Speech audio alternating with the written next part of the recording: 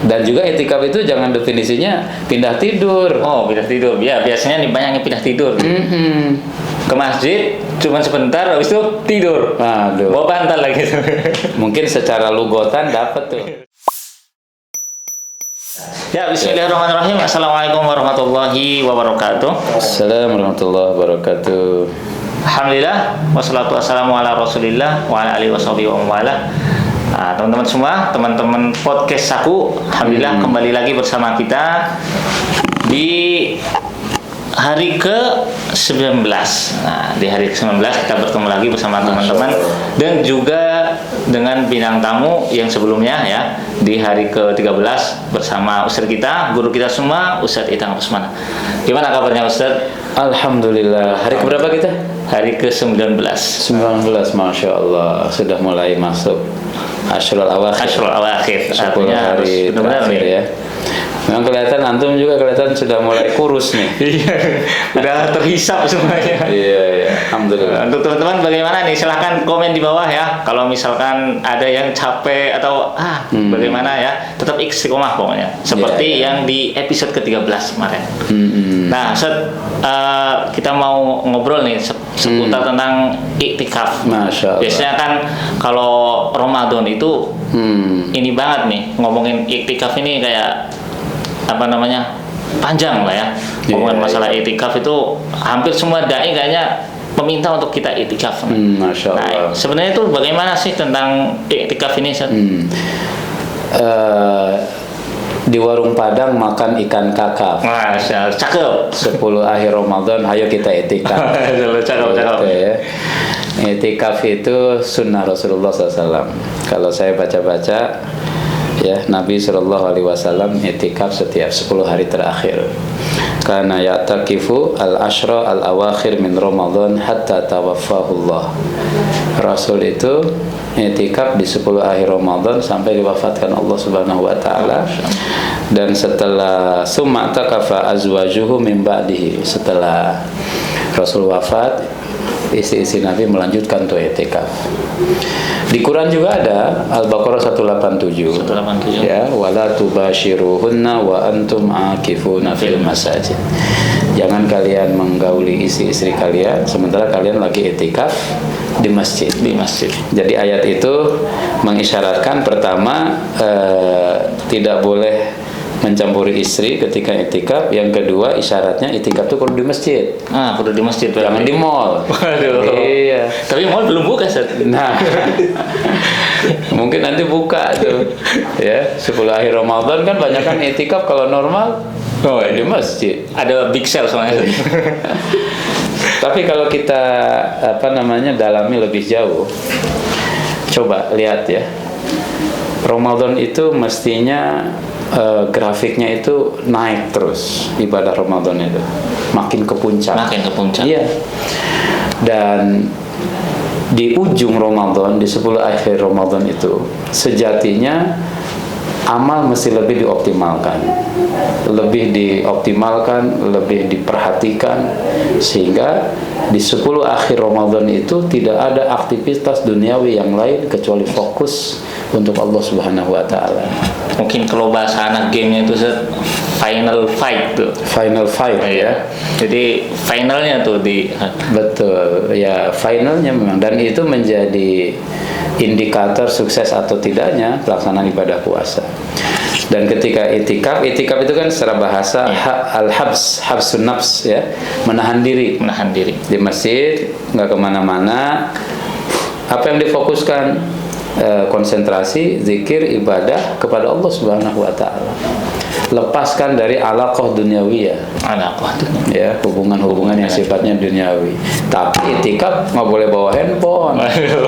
Itikaf di masjid ngegame. Wah, itu jasadnya di mana? Jadi itikaf itu jangan jasad. Bukan hanya jasad. Jasad, ruh juga kudu di masjid. Nah, itu biasanya juga waktunya tuh yang paling optimal tuh kapan tuh untuk iktikaf itu? Al-afdol Ashrul Awakhir. Ashrul Awakhir. Maksudnya al-afdol itu sepanjang sepertiga akhir, sepertiga akhir ya, Iya. 10 hari terakhir 10 kan. hari terakhir. Dari mulai masuk tanggal 21 tuh, malam 21 kita sudah di masjid. Keluar nanti pada Idul Fitri. Tanggal 30 atau 29, besoknya Idul Fitri. Nggak kemana-mana. Ana dulu 2 atau 3 kali ya. Masya Allah. Memang luar biasa tuh. Gimana tuh? Waktu masih di kampung. Oh, masih di kampung. Sunyi, Masya Allah. Memang kerasa kebersamaan kita sama Allahnya itu dapat banget. Nah, itu yang afdol tuh. Tapi juga mungkin hari ini banyak yang aktivitas masih kerja dan lain sebagainya. Ya, bagi mereka kalau bahasa usulnya itu la yudraku kullu la yudraku jullu. Kalau nggak dapat semuanya, ya jangan tinggalin juga semuanya. Minimal ada lah. Ada, misalkan pulang kerja kita nanti datang ke masjid pada taraweh. Nah, jangan sampai nanti datangnya jam berapa tuh? Jam 2, jam 3 udah pulang. Lebih lama dinikmatin lah di situ. Dan juga itikaf itu jangan definisinya pindah tidur. Oh, pindah tidur. Ya, biasanya nih banyak yang pindah tidur. Ke masjid cuma sebentar, habis itu tidur. Aduh. Bawa bantal lagi. Mungkin secara lugotan dapat tuh. Selalu Lugotan, itikaf lugotan. Jadi dia nggak kemana-mana, berdiam. Hadis Rasul mengatakan idza dakhala al-ashral awakhir ahya lailahu wa aiqadha ahlahu wa shadda mi'zarahu. Rasul itu kalau masuk 10 hari akhir, dia hidupkan malamnya, dihidupkan dengan ibadah. Kemudian istrinya dibangunkan, keluarganya. Kemudian juga dia meninggalkan istri-istrinya, ya maksudnya tidak melakukan hubungan biologis karena fokus dengan etikaf itu. Itu contoh Rasulullah SAW. Itu mungkin dari hadis itu banyak juga nih bapak-bapak yang sering bawa anaknya tuh. Ya, itu hadisnya tuh. Wa aiqadha ahlahu. Dan Rasulullah membangunkan, menyertakan juga keluarga supaya keluarga paham juga. Jadi jangan pengen soleh sendiri gitu. Yuk keluarga diajarin. Meskipun anak kalau ke masjid main dia. Iya. Bawa si Mursi, si Payat datang bukan zikir, bukan apa, motor, capek tidur. Ya enggak apa-apa. Tapi mereka paham, oh ini namanya etikaf. Itu sudah kita masukkan istilah itu ke dalam alam bawah sadarnya dia. Doktrin tanpa sadar nih. Insya Allah mudah-mudahan nanti awet sampai tua, sampai ketika dia dewasa dia paham ada syariat etikaf. Nah, jadi itu teman-teman semua masalah etikaf. Jadi biasanya dimulai dari jam berapa nih kalau umumnya orang Indonesia etikaf itu?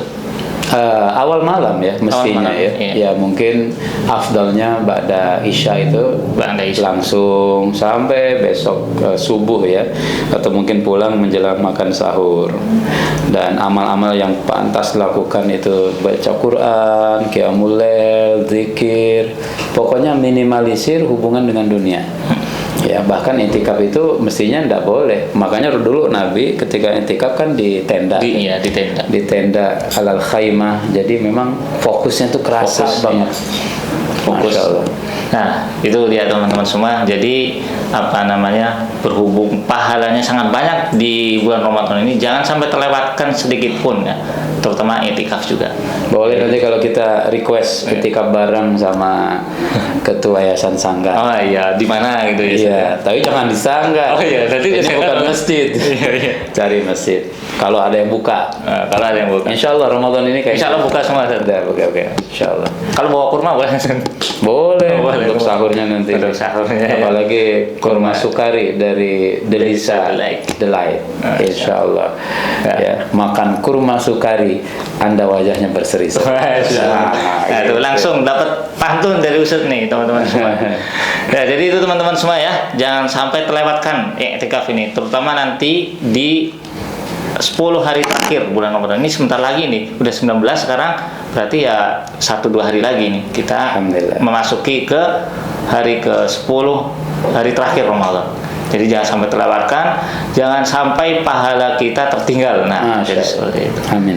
Oke, kita cukupkan sampai di sini. Terima kasih teman-teman semua yang sudah menonton. Jangan lupa ya di like, subscribe dan juga di share ke teman-temannya sebanyak mungkin. Assalamualaikum warahmatullahi wabarakatuh. Assalamualaikum warahmatullahi wabarakatuh. Di Bandung tuh ada tuh